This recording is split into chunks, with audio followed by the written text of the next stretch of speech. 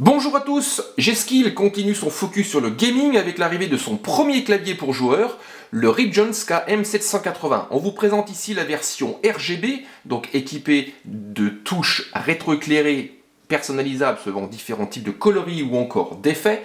Ce clavier se présente également avec un design très prononcé et une personnalité forte. On retrouve des touches dédiées concernant les macros, les profils ou encore le multimédia, et on a même la présence d'un système de LED permettant de connaître le niveau audio. Donc présentation de cette nouveauté G-Skill, le Ripjohns KM780 RGB, un clavier annoncé tout de même à 190 $.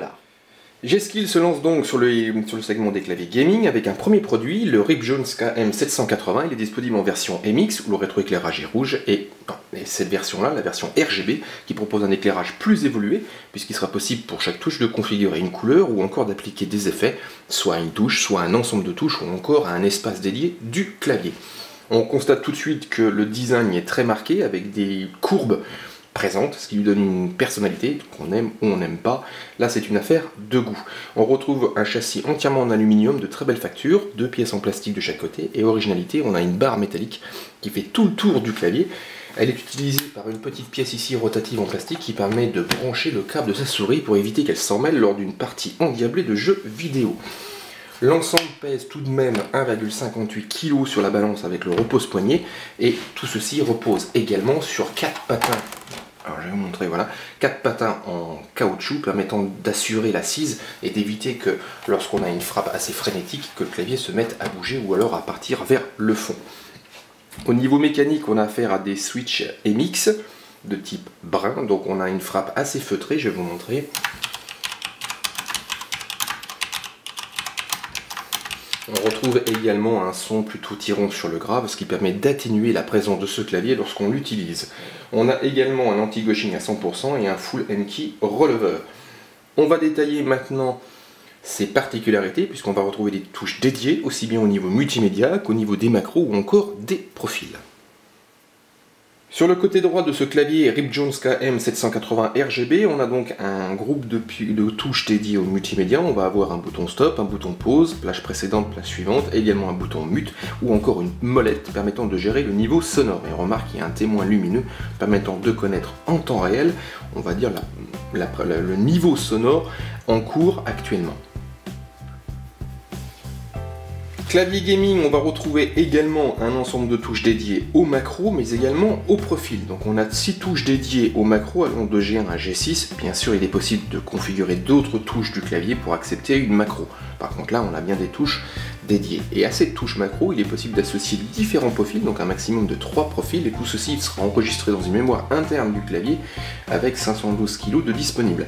Donc clairement, si par exemple je fais une macro sur ma touche G1, je vais pouvoir associer 3 profils différents, et pour chaque profil, je pourrais mettre en place certains paramètres, comme la vitesse d'échantillonnage, le releveur des touches, ou encore le délai avant répétition, ou encore l'accélération du rythme de répétition, et des effets lumineux. On retrouve également ici 3 touches. L'une permet de déconnecter la touche Windows, donc là c'est au niveau d'une partie de jeu vidéo, c'est assez appréciable. On retrouve également une touche dédiée au rétroéclairage, donc là je ne l'ai pas encore allumée. Elle permettra de gérer l'intensité avec 4 réglages, éteints comme ceci, ici avec un rétroéclairage au maximum, ici à 66% et ici à 33%. Et enfin, la dernière touche, elle est dédiée à la minuterie, programmable par une application directement au niveau de Windows.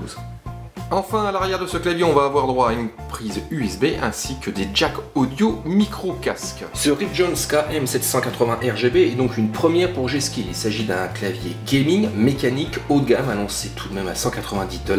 Il propose une finition premium avec de l'aluminium brossé. On a pas mal de touches dédiées, multimédia, macro, profil ou encore, comme son nom le laisse supposer, un rétroéclairage personnalisable en couleur et en effet. On détaillera tout ça au niveau du test. On a affaire ici à un design très travaillé avec des courbes bien prononcées et en particulier une barre qui va parcourir toute la surface, enfin, toute la périphérie du clavier, utilisée pour pouvoir brancher par exemple le fil de sa souris et éviter qu'elle s'en mêle, ou encore en pouvant transporter ces touches personnalisables qu'on pourra mettre en place afin d'avoir un accès rapide et visuel lorsqu'on joue. Donc on se propose au niveau de Jimfo de vous retrouver sur le site pour un test complet de cette solution. On verra plus en détail son rétroéclairage et ses fonctionnalités, entre autres la mise en place des macros et l'association de profils. On vous donnera également notre avis après plusieurs heures d'utilisation avec ce clavier, aussi bien en bureautique qu'en gaming. Donc écoutez, rendez-vous sur Jimfo pour un test de cette nouveauté G-Skill, un clavier gaming haut de gamme, le RIP Joinska M780 RGB.